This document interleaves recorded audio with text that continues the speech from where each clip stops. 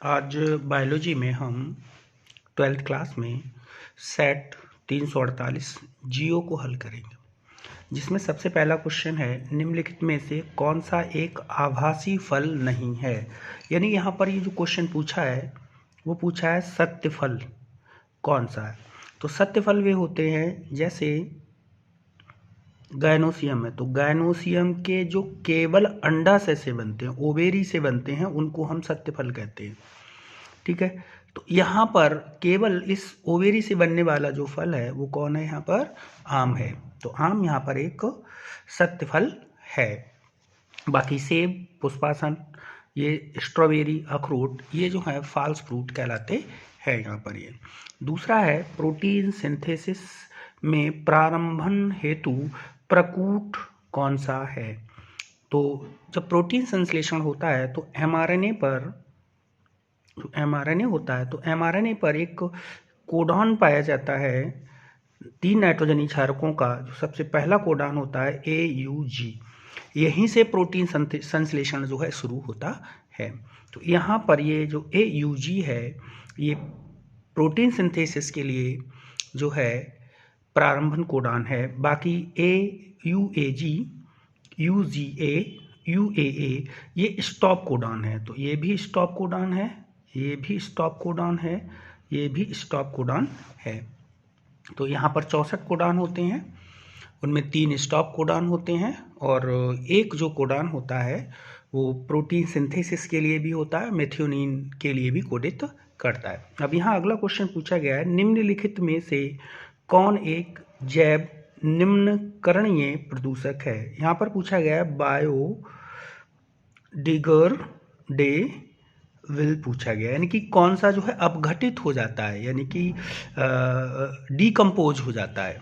तो यहाँ पर डीकम्पोज होने वाला जो है वो बहुतमल है, प्लास्टिक, एस्बेस्टस और ई कचरा जो होता है ये अपघटित नहीं होता है यहाँ पर। ये इसी में पहला घ क्वेश्चन है घड़ियाल पुनर्वास केंद्र कुकरेल कहाँ स्थित है। तो ये जो है लखनऊ में स्थित है। यहाँ पर ये घड़ियाल के जो उत्थान है उसके लिए शुरू किया गया है। इसी के बाद अगला क्वेश्चन शुरू होता है क्वेश्चन 2। क्वेश्चन 2 में सबसे पहला जो क्वेश्चन है इसमें पूछा गया है कि टैपिटम कहाँ स्थित होता है।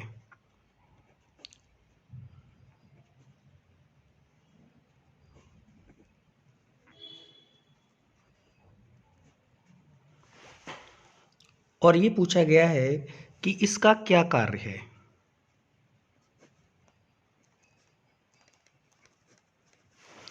आपको बता दूं कि जब हम पुंकेसर का चित्र बनाते हैं तो पुंकेसर को यहाँ से कट करेंगे। जब यहाँ से इसको कट करेंगे तो इसमें आपको इस तरीके से 4 माइक्रोस्पोरेंजियम दिखेंगे आपके लिए। तो माइक्रोस्पोरेंजियम में सबसे बाहरी जो परत होती है उसको बोलते हैं एपिडर्मिस कहते हैं। इसके ठीक नीचे एक परत पाई जाती है, उस परत को बोलते हैं एंडोथीसियम। यहाँ पर ये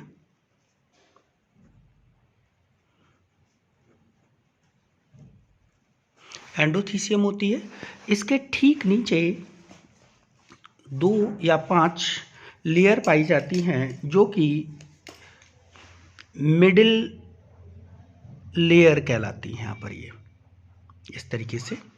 अब इसके ठीक नीचे एक मिडिल लेयर हो गई, इसके ठीक नीचे यहाँ पर एक परत पाई जाती है उसको बोलते हैं टैपिटम। ये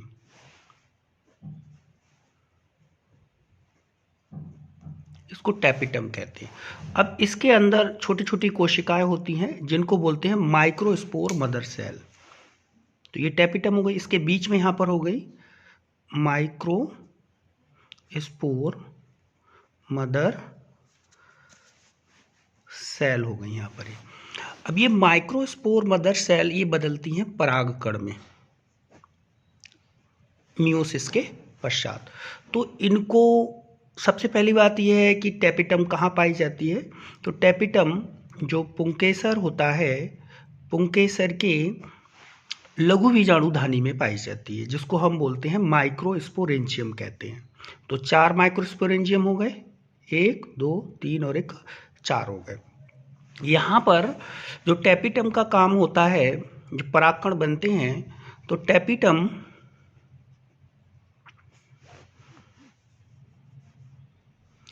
टैपी जो टम है ये यहाँ पर इसको पोषण देने का काम करेगी, किसको, माइक्रोस्पोर मदर सेल्स के लिए, जिससे ये डिवाइड होकर क्या बना सके, यहाँ पर पॉलिन ग्रेन परागकण यहाँ पर बना सके यहाँ पर ये। उसके बाद अगला क्वेश्चन यहाँ पर पूछा गया है, खा मेंडल ने मटर के पौधे में कितने विपरीत लक्षणों का अध्ययन किया। तो मेंडल ने मटर के पौधे में कितने जोड़ी विपरीत लक्षणों का अध्ययन किया। ठीक, ये क्वेश्चन है। तो मेंडल ने मटर पाइसम सटाइवम में 7 जोड़ी जो विप्र्यासी लक्षण है उनका अध्ययन किया है।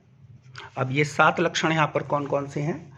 तो यहाँ पर अगर हम बात करें लक्षण, दूसरा यहाँ पर एक लक्षण होगा प्रभावी, दूसरा जो लक्षण होगा वो होगा अप्रभावी होगा। तो इसको यहाँ पर बोलेंगे डोमिनेंट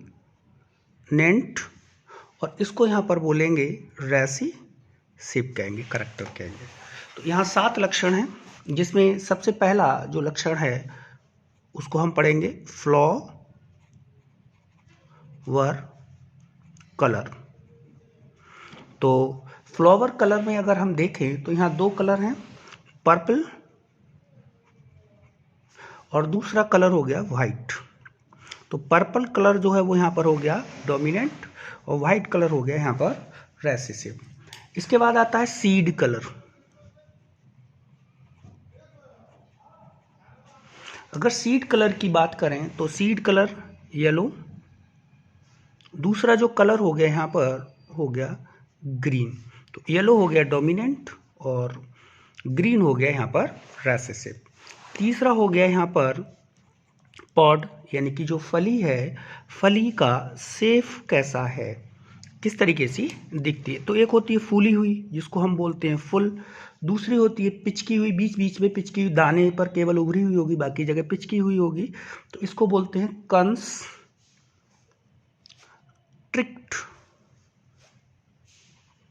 तो ये फूली हुई फली हो गई इस तरीके से, और ये वाली जो फली हो गई वो दानों पे क्या है, दानों को छोड़कर बाकी जगह पर पिचकी हुई होती है। तो इसको कंस्ट्रिक्ट बोलते हैं, संकीर्णित फली कहते हैं। तो ये तीसरा लक्षण हो गया। चौथा जो लक्षण हो गया यहाँ पर उसको बोलेंगे पॉड कलर। तो पॉड कलर यानी फली का रंग। तो फली जो है यहाँ डोमिनेंट है ग्रीन और रेसेसिव जो है वो यहाँ पर है येलो कलर। इसके बाद अगला आ जाता है पॉड कलर के बाद पांचवा फ्लावर पोजीशन, यानी कि फ्लावर जो है वो कहाँ पर पाया जाता है। ठीक, तो फ्लावर को अगर हम देखें तो यहाँ जो डोमिनेंट है वो है एक्सल, अक्षीय, जिसके लिए बोलते हैं। दूसरा है यहाँ पर टर्मिनल कहते हैं। इसके बाद आ जाता है प्लांट कितनी लंबाई है उसकी, तो उसको बोलते हैं स्टेम लेंथ। तो स्टेम लेंथ में अगर हम यहाँ देखेंगे तो एक हो गया टॉल, टॉल जो है यहाँ पर डोमिनेंट हो गया, डार्फ जो है वो यहाँ पर कैसा हो गया, रेसेसिव हो गया यहाँ पर ये। उसके बाद आ जाता है एक 7वां जिसको बोलते हैं सीड शेप, यानी कि सीड बीज है, बीज की जो आकृति है वो किस तरीके की है यहाँ पर ये। तो सीड शेप में जो राउंड होता है वो डोमिनेंट होता है। अगर यहाँ रिंकल्ड की बात करें तो रिंकल्ड जो है वो यहाँ पर वो रेसेसिव होता है यहाँ पर ये। तो मेंडल ने इस तरीके से 7 जो लक्षण है उनको लिया था, जिनको हम विपर्यासी लक्षण कहते हैं यहाँ पर ये। इसके बाद अगला क्वेश्चन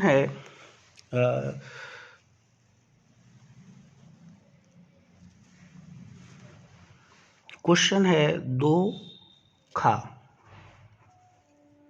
दो गा।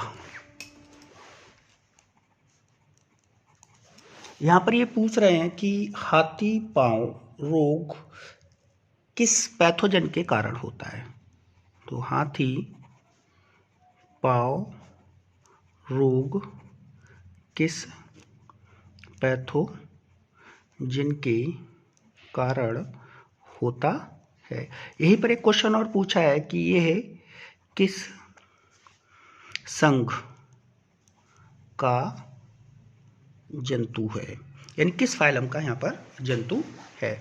तो हाथी पांव रोग जिसको फाइलेरिया भी कहते हैं, तो हाथी पांव रोग का जो कारक है, अगर यहाँ पर कारक की बात करें यानी किसके कारण होता है, तो यहाँ पर बुचेरिया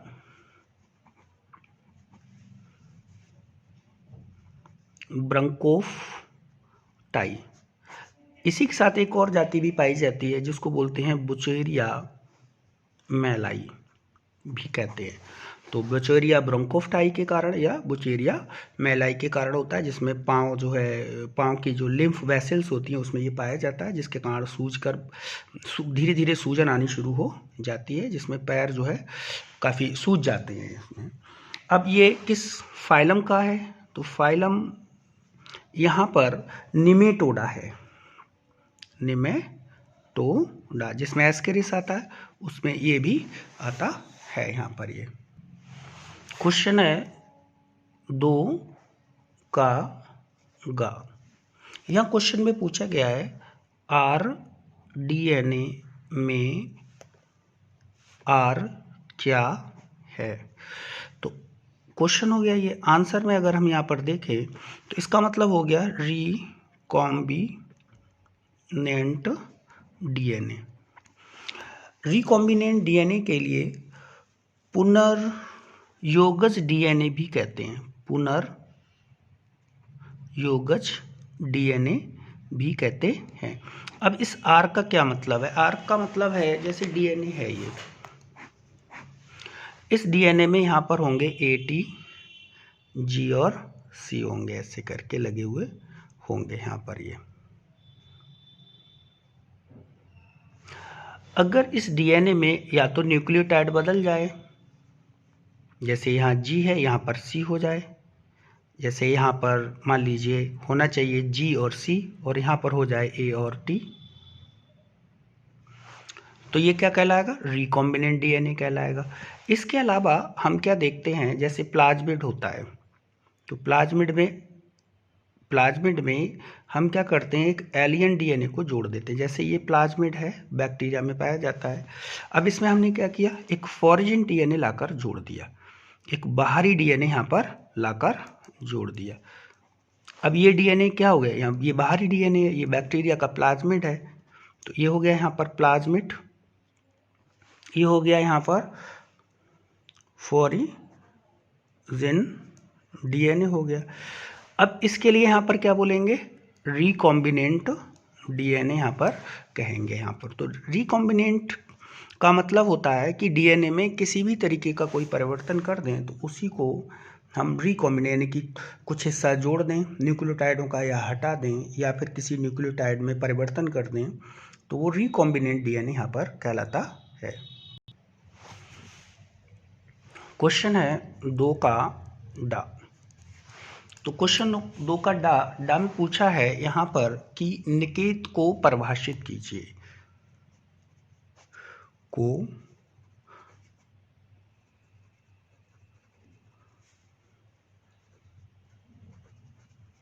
क्वेश्चन पूछा गया है यहाँ पर ये। अब जैसे एक होता है आवास और दूसरा होता है यहाँ पर निकेत। ठीक, आवास हो गया रहने का स्थान, जैसे पेड़ है तो पेड़ पर मान लीजिए गौरैया रहती है, गौरैया रहती है। पेड़ पर ही एक दूसरा आवास है, मान लीजिए मधुमक्खी का है। ठीक, अब इन सब की अगर आवश्यकताएं देखें तो सबकी अलग अलग होंगी। तो यहाँ पर ये जो गौरैया है ये क्या करेगी, पेड़ पर भोजन भी देखेगी, पेड़ पर इसका क्या होगा, आवास भी होगा, पेड़ पर इसके क्या होंगे, शत्रु भी होंगे, पेड़ पर इसके क्या होंगे, मित्र भी होंगे। यहाँ पर ये ऐसी मधुमक्खी का यहाँ पर क्या होगा, छत्ता भी होगा। इसके अलावा इसके भी यहाँ पर क्या होंगे, मित्र होंगे या शत्रु होंगे। तो कहने का मतलब ये है कि किसी जीव द्वारा जाति के पर्यावरण में जो भूमिका निभाई जाती है, किसी जीव या जाति के द्वारा, किसी जीव या जाति के द्वारा पर्यावरण में जो भूमिका निभाई जाती है उसे निकेत कहते हैं। तो प्रत्येक जाति के आवास, मतलब जातियों के आवास तो सेम हो सकते हैं, लेकिन प्रत्येक जाति का जो निकेत है वो अलग अलग होता है यहाँ पर ये। तो ये हो गया क्वेश्चन नंबर 2 का। क्वेश्चन है यहाँ पर क्वेश्चन नंबर 3, और 3 में क्वेश्चन है का। तो इसमें पूछा गया है कि IVF का पूरा नाम, और दूसरा यहाँ पर पूछा गया है GIFT का पूरा नाम। तो IVF का जो पूरा नाम है वो है in vitro fertilisation,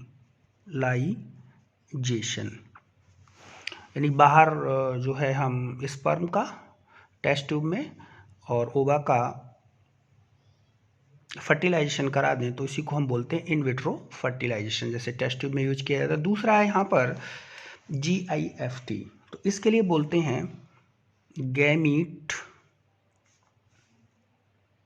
intra fallopian transfer. तो इसमें क्या होता है, गैमीट इंट्रा फैलोपियन ट्रांसफर में जैसे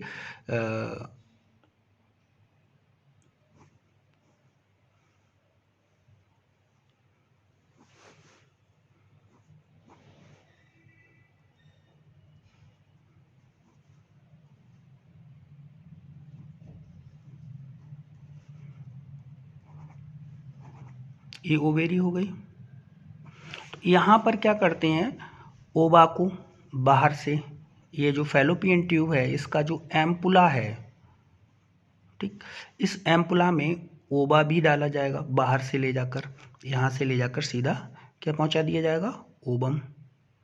और यहीं पर बाहर से ले जाकर किसको पहुँचाया जाएगा, स्पर्म को।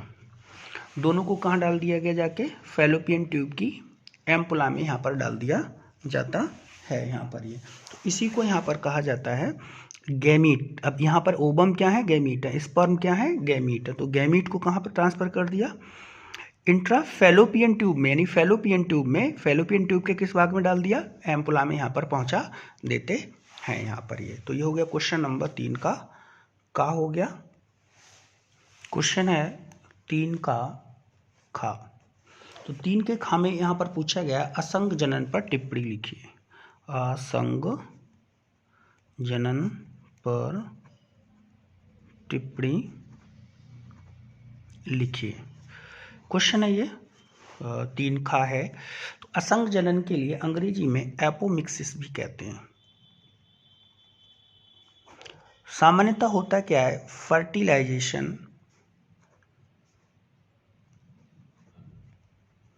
के पश्चात सीड बनता है। लेकिन नॉर्मली क्या देखने के लिए मिलता है, फर्टिलाइजेशन के पश्चात सीड बनता है। लेकिन कुछ ऐसे पौधे भी पाए जाते हैं, कुछ एपोमिक्सिस में कुछ पुष्पी प्लांट्स होते हैं जैसे एस्ट्रेसिया व बहुत सारी घासों में बिना निषेचन के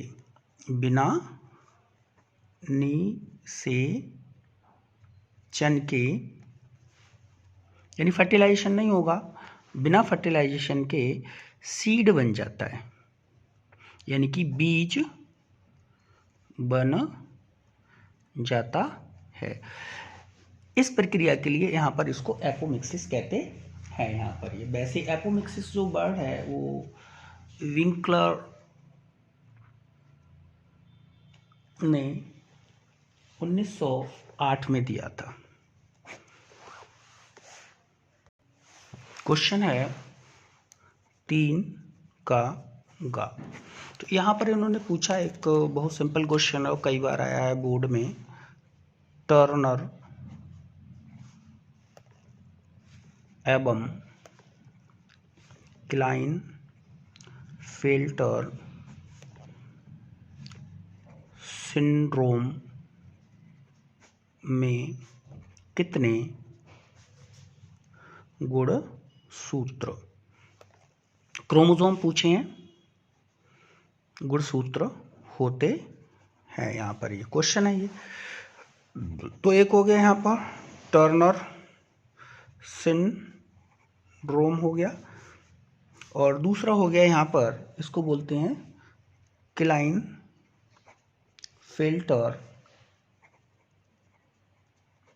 सिंड्रोम। ठीक, तो अब टर्नर सिंड्रोम में, क्लाइनफेल्टर सिंड्रोम में देखिए क्या क्या होता है, उसको समझ लेते हैं थोड़ा सा। जैसे क्रोमोसोम की बात करें, नंबर ऑफ क्रोमोसोम की बात करें, तो यहाँ पर होंगे 45 और यहाँ पर होते हैं 47। अगर हम यहाँ पर बात करें तो ये होंगे 44 प्लस x0।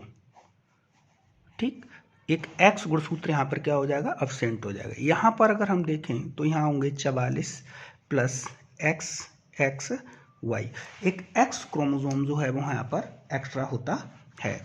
अब इस X क्रोमोसोम अब्सेंट होने के कारण यहाँ पर जो महिला होगी, जो फीमेल होगी, उस फीमेल में कुछ करैक्टर दिखाई देंगे, उसको भी यहाँ पर हम पढ़ लेते हैं। जैसे लेस, यानी कि बहुत कम डेवलप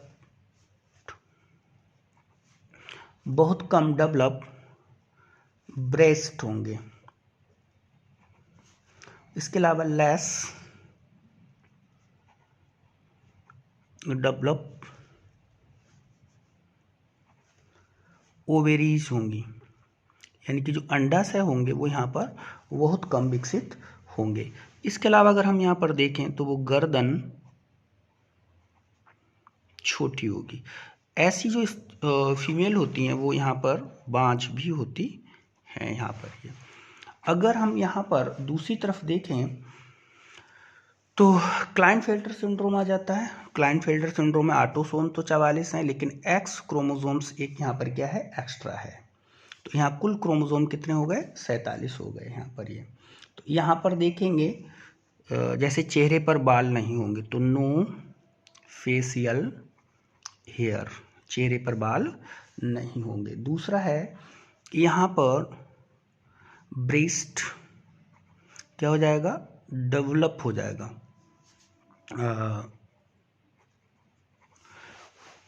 इसके अलावा ब्रेस्ट डेवलप होने के कारण ही इसको गाइनोकोमैस्टिया भी कहते हैं, गाइनोकोमैस्टिया भी कहते हैं यहाँ पर ये। इसके अलावा देखेंगे यहाँ पर लॉन्ग आर्म्स हो जाएंगी, लॉन्ग लेग भी जो है वो यहाँ पर क्या हो जाएंगे, बड़े हो जाएंगे। लेकिन यहाँ पर एक करैक्टर और देखने के लिए मिलता है, लेस डेवलप टेस्टिस, जो टेस्ट होने के लिए बाई के कारण ये क्या होगा, मेल होगा, लेकिन इसके जो टेस्टिस हैं वो क्या होंगे, बहुत कम डेवलप होंगे यहाँ पर। अब बात आती है इसकी खोज किसने की थी, तो इसकी जो खोज है वो की है 1938 में हेनरी एच टर्नर ने। इसकी जो खोज है वो की है 1942 में H.F. क्लाइनफेल्टर ने। क्लाइनफेल्टर ने इसकी खोज की है। तो ये क्वेश्चन हो गया आपका। अब ये क्वेश्चन है आपका 3 का घ। तो 3 के घ क्वेश्चन में पूछा गया है कि जो एल्कोहल है, एल्कोहल दुरुपयोग के क्या कुप्रभाव हैं। तो यहाँ पर है एल्कोहल दुरुपयोग के कुप्रभाव पूछे गए हैं। क्या कुप्रभाव होते हैं यहाँ पर ही। भाई जो शराब का सेवन करता है तो वहाँ पर क्या क्या प्रभाव होंगे। सबसे पहले जो उसका व्यवहार है, व्यवहार में वरवरता आ जाएगी, व्यवहार में वरवरता आ जाएगी, यानी कि व्यवहार परिवर्तित हो जाएगा। ज़्यादा शराब अगर पीता है तो यहाँ पर एक रोग हो जाता है जिसको बोलते हैं लिवर सिरोसिस कहते हैं, लिवर सिरोसिस कहते हैं, यानी कि यहाँ पर फैटी लिवर हो जाएगा यहाँ पर ये। ठीक है। दूसरा, अगर स्त्री जैसे गर्भवती स्त्री अगर शराब का यूज करती है तो गर्भ पर प्रभाव पड़ेगा, गर्भ पर प्रभाव पड़ेगा यहाँ पर ये। इसके अलावा जो एल्कोहल है वो CNS पर प्रभाव डालता है, सेंट्रल नर्वस सिस्टम पर प्रभाव डालता है। सेंट्रल नर्वस सिस्टम में आपके आ जाते हैं ब्रेन और स्पाइनल कॉर्ड आ जाती है। तो ब्रेन और स्पाइनल कॉर्ड पर प्रभाव डालता है, तो यहाँ पर एक तो हार्ट अटैक भी हो सकता है, यानी कि हाई ब्लड प्रेशर की बीमारी हो सकती है। इसके अलावा यहाँ पर अगर हम देखें, जैसे बहुत ज़्यादा अगर शराब पीता है व्यक्ति तो यहाँ पर उसकी किडनी फेल हो सकती हैं, जिसको बोलते हैं रीनल फेलियर बोलते हैं। यहाँ पर किडनी यहाँ पर फेल हो जाएंगी। इसके अलावा ज़्यादा शराब का प्रयोग अगर करता है तो यहाँ पर ब्रेन स्ट्रोक हो जाएगा, यानी कि जो ब्रेन स्ट्रोक है वो यहाँ पर हो सकता है। इसके अलावा हार्ट फेल हो सकता है, हार्ट फेलियर यहाँ पर देखने के लिए मिलता है। इसके अलावा स्वभाव तो देखने जैसे कोई सबसे ज़्यादा जो एक्सीडेंट हैं वो शराब पीने के कारण होते हैं। सामने से आती हुई चीज़ को वो देख नहीं पाता, आँखों और अंगों के बीच समन्वय नहीं रहता है। यहाँ पर ये क्वेश्चन है 3 का डा। यहाँ पर पूछा गया है जैव विविधता, हॉट स्पॉट्स का क्या आशय है, हॉट स्पॉट का क्या आशय है, ये क्वेश्चन पूछा गया है। तो हम यहाँ पर ये जो है क्वेश्चन है 2 नंबर में पूछा गया है। ये काफ़ी इंपॉर्टेंट क्वेश्चन है, बोर्ड में कई बार आ गया है और आता रहता है यहाँ पर ये। अगर हम यहाँ पर हॉट स्पॉट की बात करें तो हॉट स्पॉट ऐसे स्थान हैं जहाँ पर बायोडाइवर्सिटी सबसे अधिक पाई जाती है। संसार में जो हॉट स्पॉट थे, पहले थे 25, बाद में 9 और जोड़ दिए, कुल मिलाकर 34 हॉट स्पॉट हैं। अगर हम इंडिया में हॉट स्पॉट की बात करें तो यहाँ पर 2 हॉट स्पॉट हैं। अब 2 हॉट स्पॉट जो इंडिया में है वो कहाँ कौन कौन से हैं उनको हम यहाँ समझ लेते हैं। तो सबसे पहला है जो हॉट स्पॉट है यहाँ पर, एक है पूर्वी घाट हिमालयन हॉटस्पॉट। दूसरा है पश्चिमी घाट हॉट स्पॉट है यहाँ पर ये। तो इंडिया में दो पाए जाते हैं, पूर्वी घाट और पश्चिमी घाट यहाँ पर ये, इसको बोलते हैं। अगर हम यहाँ पर बात करें तो ये कुल बायोडायवर्सिटी में 2% जैव विविधता,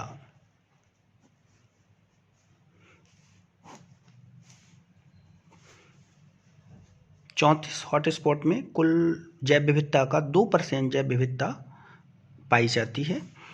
अगर हम इन हॉटस्पॉट को यहाँ पर संरक्षित कर दें, 34 हॉट स्पॉट को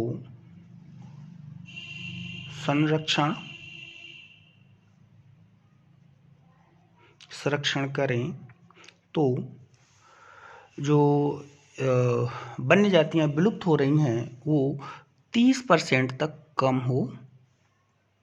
हो जाएंगी यहाँ पर ये। इसके बाद अगला क्वेश्चन है 4 का। तो 4 का में पूछा गया है परागण के प्रकारों का वर्णन कीजिए। तो ये भी काफ़ी इम्पोर्टेंट क्वेश्चन है, बोर्ड में कई बार आ चुका है। तो यहाँ पर जो है परागण जो है उनके प्रकार बताने हैं, ठीक। तो परागण के अगर हम प्रकार बात करें तो परागण को कहते हैं पॉलिनेशन। पॉलिनेशन जो है वो यहाँ पर एनसीईआरटी के अकॉर्डिंग 3 टाइप्स होता है। पहला होता है ऑटोगैमी, दूसरा होता है जियोटोनोगैमी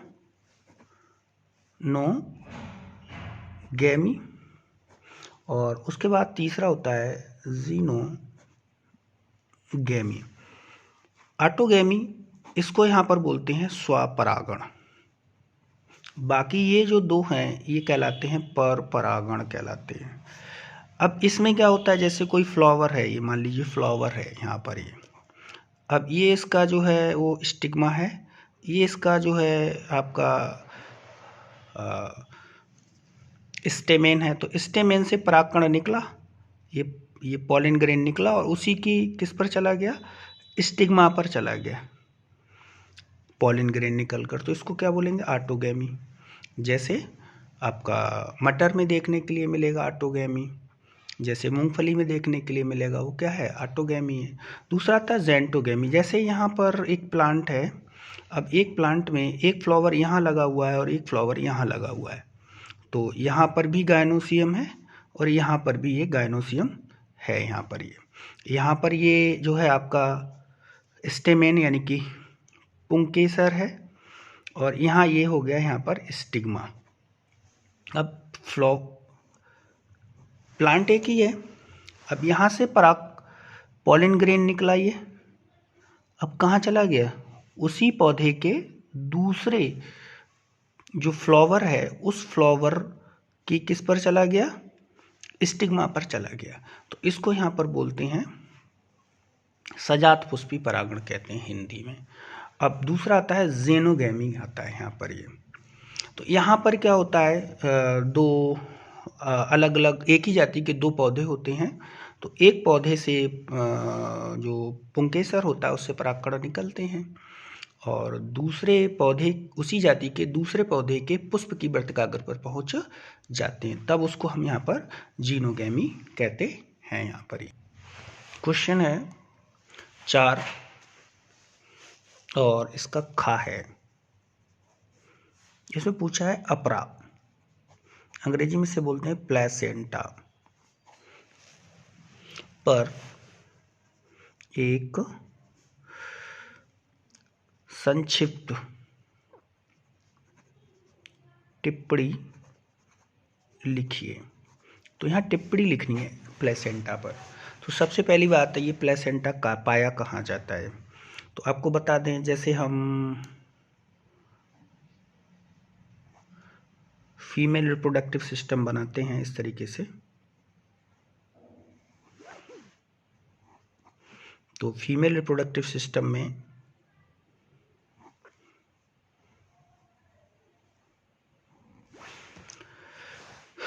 ये ओवेरी हो गए, ये फैलोपियन ट्यूब हो गई। अब यहाँ पर ब्लास्टोसिस्ट आता है, जैसे यहाँ ये फर्टिलाइजेशन हो गया, जायगोट, फिर मोरुला, यहाँ पर आके ये ब्लास्टुला बनता है, इस तरीके से ब्लास्टोसील होती है। अब ये जो है इस गर्भाशय की जो एंडोमेट्रियम होती है उसमें ये धंसता है आके, तब यहाँ पर एक डिस्क टाइप स्ट्रक्चर बनती है ऐसे करके, ये वाली। अब डिस्क टाइप स्ट्रक्चर जो है वो किससे बनी, इस एम्ब्रायो भ्रूण के कुछ भाग से और मदर के कुछ भाग से मिलकर बनती है। यहाँ पर दो प्रकार के ऊतक होते हैं इस प्लेसेंटा में, ये प्लेसेंटा हो गया। तो प्लेसेंटा जो है इसमें कोरियोनिक बिलाई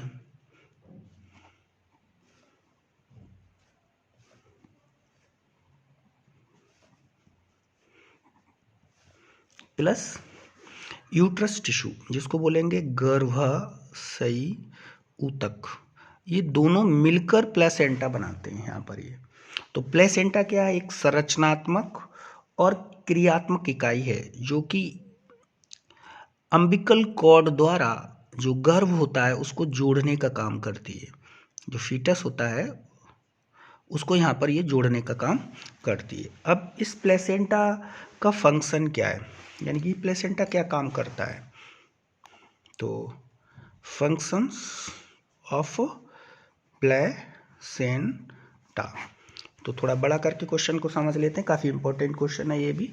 तो सिंपल सा याद रखेंगे, प्लेसेंटा नंबर 1 पोषण देने का काम करेगा, यानी कि यहाँ से पोषक तत्व लेगा और पोषक तत्वों को ये प्लेसेंटा अम्बिकल कॉर्ड द्वारा इस एम्ब्रायो में पहुँचा देगा यहाँ पर ये।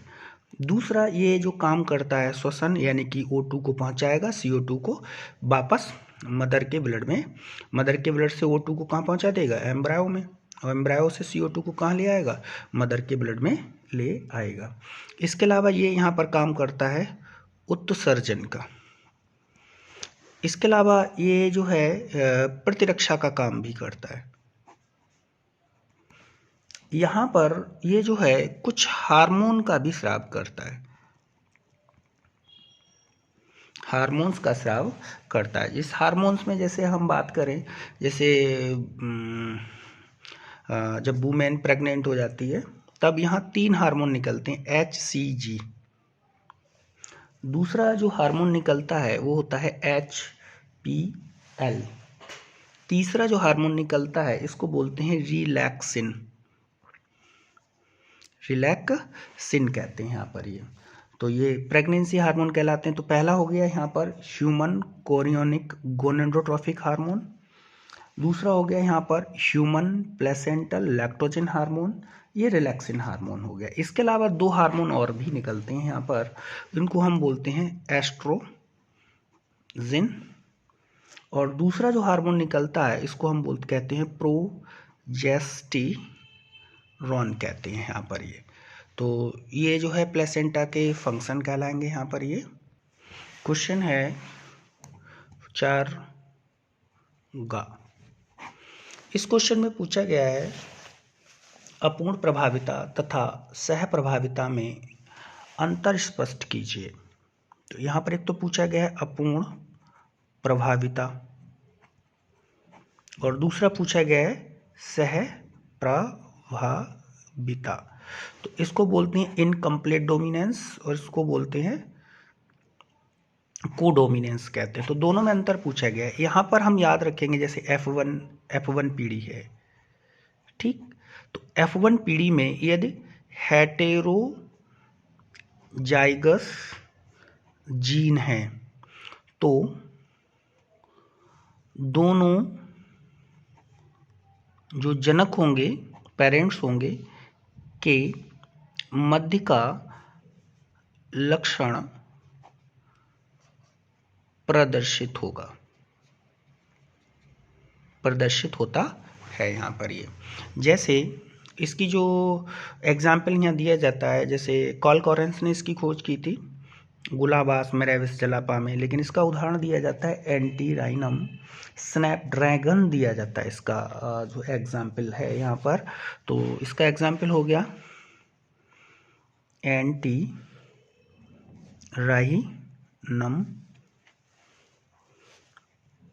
मोजुस।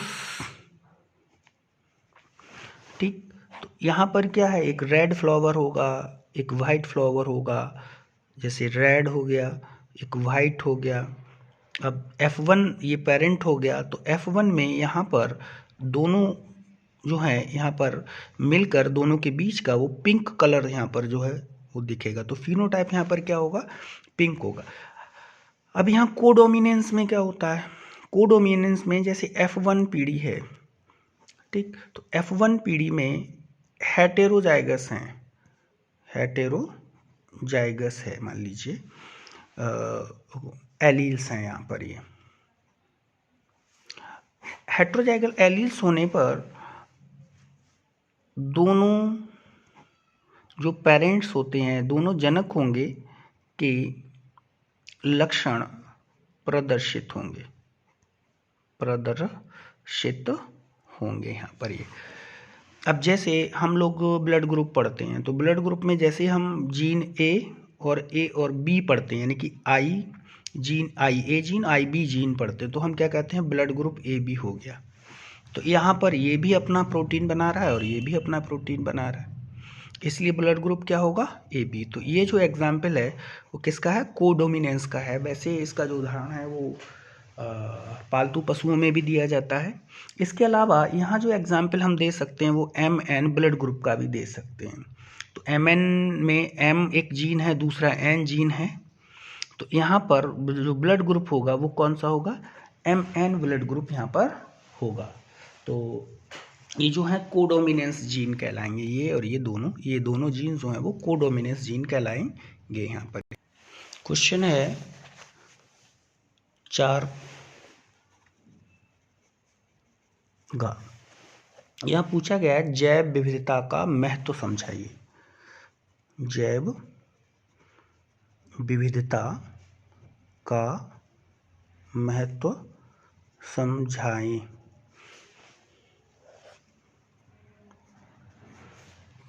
तो यहाँ पर इम्पोर्टेंस समझानी है किसकी, बायोडाइवर्सिटी की, इम्पोर्टेंस ऑफ बायोडाइवर्सिटी।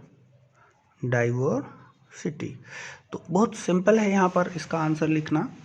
एक तो हम इसका सीधे सीधे आंसर लिख सकते हैं बायोडाइवर्सिटी में, जैसे क्या मिलेगी, लकड़ी मिलेगी, औषधि मिलेगी, मसाले मिलेंगे, मसाले ये सारी चीज़ें जो उपयोगी वस्तुएं कहलाती हैं, लकड़ी है, औषधि है, मसाले है, ईंधन है, ये सारी चीज़ें हमें प्राप्त होंगी। दूसरा यह है कि अगर जैव विविधता अधिक है तो यहाँ पर पारितंत्र इकोसिस्टम जो है वो स्थिर रहता है। तीसरी चीज़ ये है, अगर बायोडाइवर्सिटी किसी स्थान की अधिक है तो वहाँ पर जो प्रोडक्टिविटी है, जिसको हम बोलते हैं उत्पादकता यहाँ पर बढ़ेगी। उत्पादकता में बहुत अधिक अंतर देखने के लिए नहीं मिलता है यहाँ पर। ये चौथी चीज़ ये है कि जो जैव विविधता है, जैसे हमारे परागण में भी बहुत सारे जो कीट हैं वो परागण की क्रिया करते हैं, तो इसके अलावा जो बीज है, बीजों का प्रकीर्णन करते हैं, प्रकीर्णन में जो है वो यहाँ सहायता करते हैं यहाँ पर ही।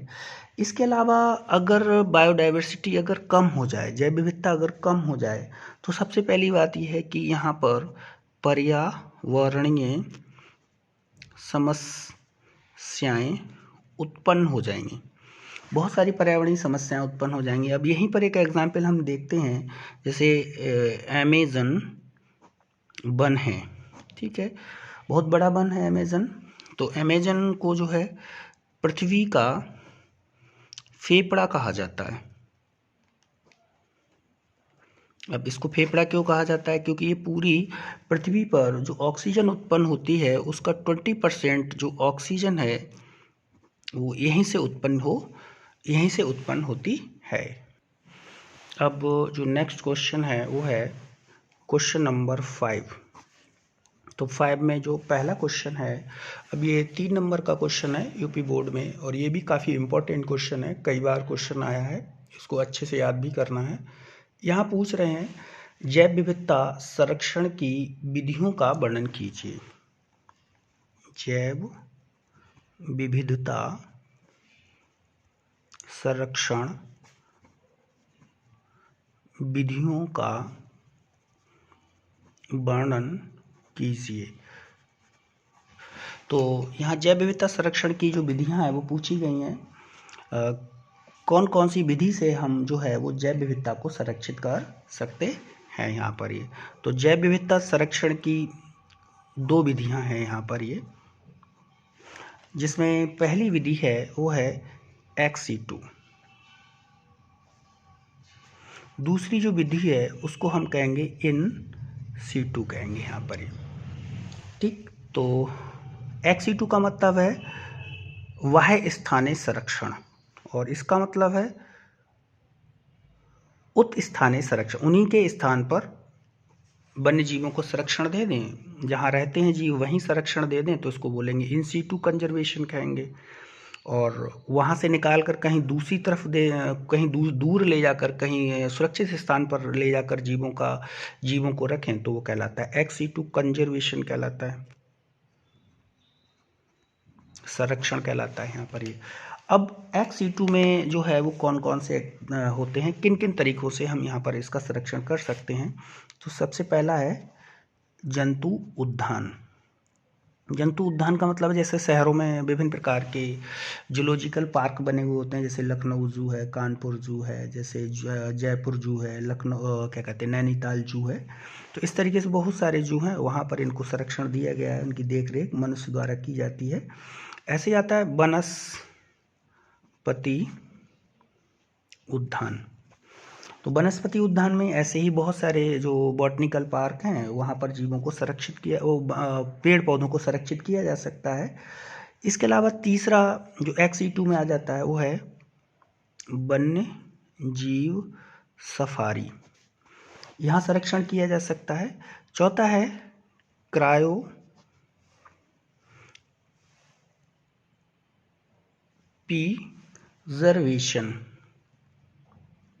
तो बहुत कम ताप पर जो है बीजों को या अंडों को, एग्स होते हैं, उनको संरक्षित किया जा सकता है यहाँ पर ये। इसके अलावा टिश्यू कल्चर किया जा सकता है, सीड बैंक बनाई जा सकती हैं।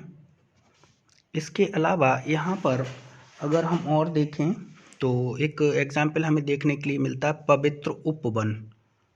तो पवित्र उपवन में क्या होता है, जैसे बहुत सारे पवित्र स्थान होते हैं, वन होते हैं या पहाड़ियाँ होती हैं, जिनको चारों तरफ से वहाँ पेड़ पौधे सबको संरक्षण प्रदान किया गया है, इनके लिए पवित्र उपवन कहते हैं। इसके अलावा एक हम और संरक्षण दे सकते हैं इन विट्रो। ये ex-situ कंजर्वेशन के अंतर्गत आते हैं।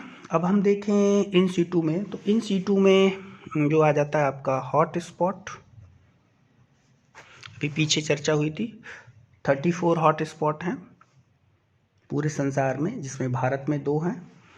दूसरा आ जाता है राष्ट्रीय पार्क। राष्ट्रीय पार्क तो हमारे इंडिया में जगह जगह पर राष्ट्रीय पार्क, जैसे Jim Corbett national park, Dudhwa राष्ट्रीय उद्यान, सरिस्का राष्ट्रीय उद्यान राजस्थान, इसके अलावा आपका आसाम में राष्ट्रीय उद्यान है। तो बहुत सारे राष्ट्रीय उद्यान हैं जहाँ पर इनको संरक्षित किया, वन्य जीवन को संरक्षित किया गया है।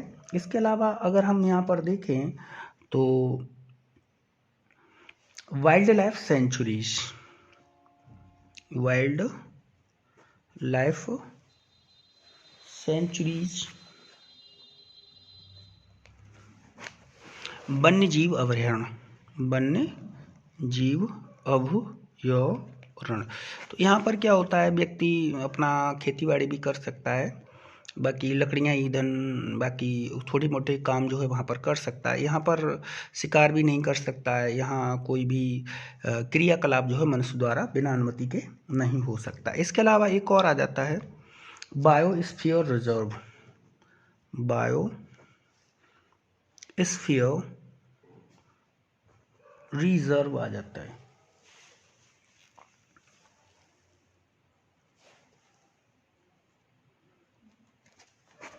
तो बायोस्फीयर रिजर्व जो है यहाँ पर फन्ना एंड फ्लोरा दोनों, यानी कि पौधे और जंतु दोनों को संरक्षित किया जाता है यहाँ पर ये। अब अगला क्वेश्चन है 5 खा, मतलब 5 खा है, ये दूसरा क्वेश्चन है और इसमें पूछा गया है जो बायोटेक्नोलॉजी है, जिसको कहेंगे हम जैव प्रौद्योगिकी का वैक्सीन उत्पादन। दूसरा यहाँ पर पूछा है जीन चिकित्सा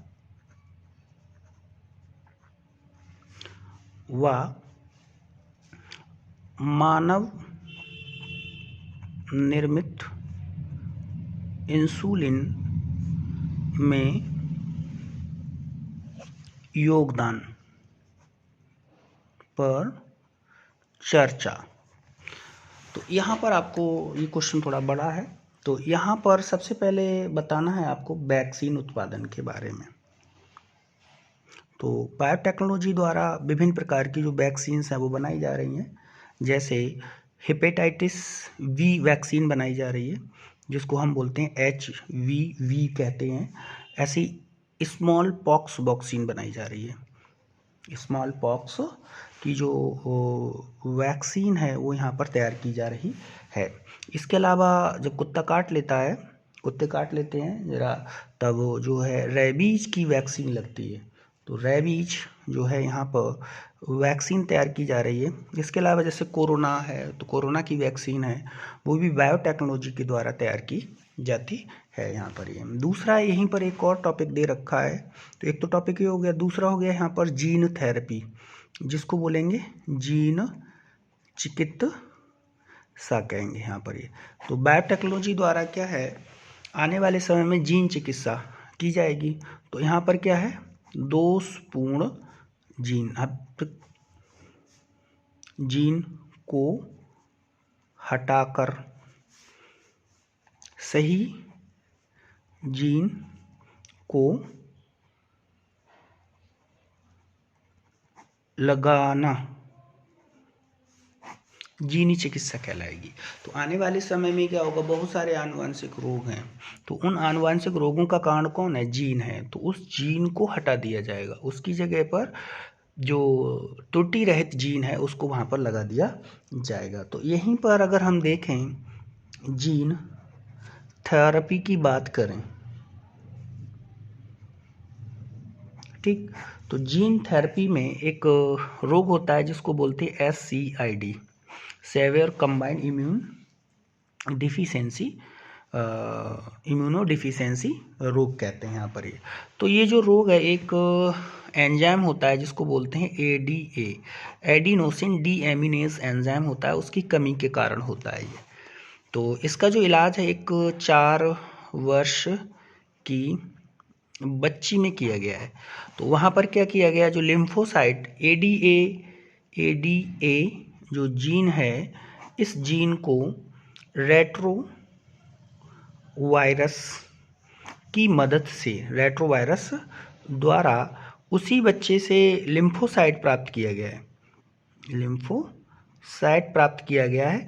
लिम्फोसाइट में जो AD जीन है किसके द्वारा डाला गया है, रेट्रोवायरस द्वारा लिम्फोसाइट में डाल दिया गया है। अब यही लिम्फोसाइट क्या किए गए हैं, इस बच्ची को वापस चढ़ा दिए जाते हैं। तो उस बच्ची में क्या है भाई, ADA जीन आ गया। अब इसमें क्या आ गया, ADA जीन आ गया। ADA जीन आने से क्या होगा, इसके अंदर एडिनोसिन डीएमिनेज एंजाइम बनना शुरू होगा, यानी कि उसके अंदर क्या उत्पन्न हो जाएगी, प्रतिरक्षा फिर से उत्पन्न होना शुरू हो जाएगी। लेकिन इसके कुछ दोष भी हैं, बार बार इसको ये लिम्फोसाइट देने पड़ते हैं यहाँ पर। यहीं पर एक क्वेश्चन और दिया है, तीसरा, जिस ये है यहाँ पर मानव निर्मित इंसुलिन लिन। तो ये मानव निर्मित इंसुलिन बायोटेक्नोलॉजी द्वारा तैयार की गई है। अब है क्या, किसी को अगर मधुमेह रोग हो जाता है, ठीक, तो मधुमेह रोग में क्या करता है, उसको इंसुलिन दी जाती है। अब ये इंसुलिन पहले जानवरों को मारकर उनके जो पैनक्रियाज है उससे निकाला जाता था, जिसके कारण उनको एलर्जी भी हो जाती थी और विभिन्न प्रकार के रोग हो जाते थे। लेकिन अमेरिका की एक एली लिली कंपनी है,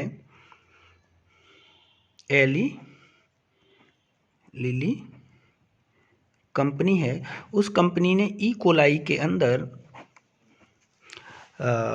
जैसे इंसुलिन होता है, तो इंसुलिन में अगर हम देखें तो उसके अंदर एक होती है ए पेप्टाइड चेन, दूसरी इसके अंदर होती है एक सी पेप्टाइड चेन, और उसके अंदर एक और चेन पाई जाती है जिसको हम बोलते हैं बी पेप्टाइड चेन। तो इनके बीच में यहाँ पर होते हैं डाइसल्फाइड बॉन्ड होते हैं, इस तरीके से ये बॉन्ड होते हैं यहाँ पर। ये तो ये सी पेप्टाइड चेन है, ये ए हो गई मान लीजिए, ये बी पेप्टाइड चेन हो गई यहाँ पर ये। तो ये इसको प्रो इंसुलिन कहा जाता है, ठीक। तो एली लिली कंपनी ने क्या किया, इस ए पेप्टाइड को बनाने वाला ए पेप्टाइड चेन, क्योंकि ये अमीनो अम्ल की बनी होगी, तो इस चेन का इन्होंने यहाँ पर क्या बनाया, ADNA बना लिया कंपनी ने, और इसका यहाँ पर इन्होंने बना लिया BDNA यहाँ पर इसका बना लिया। अब वैज्ञानिकों ने क्या किया, इसको एक अलग ई कोलाई में डाल दिया और इसको एक अलग ई कोलाई में डाल दिया, कोलाई में यहाँ पर डाल दिया। अब ये ई कोलाई क्या करेगा, ए पेप्टाइड चेन बनाएगा, और ये वाला क्या करेगा, बी पेप्टाइड चेन बनाएगा। दोनों पेप्टाइड के बीच में क्या करते हैं, बॉन्ड बना दिए जाते हैं, और बॉन्ड बनाने से क्या है, इंसुलिन प्राप्त हो जाती है। इसी को मानव निर्मित इंसुलिन कहते हैं। तो ये ए पेप्टाइड हो गया, दूसरा बी पेप्टाइड हो गया यहाँ पर, ये ऐसे करके ए और बी।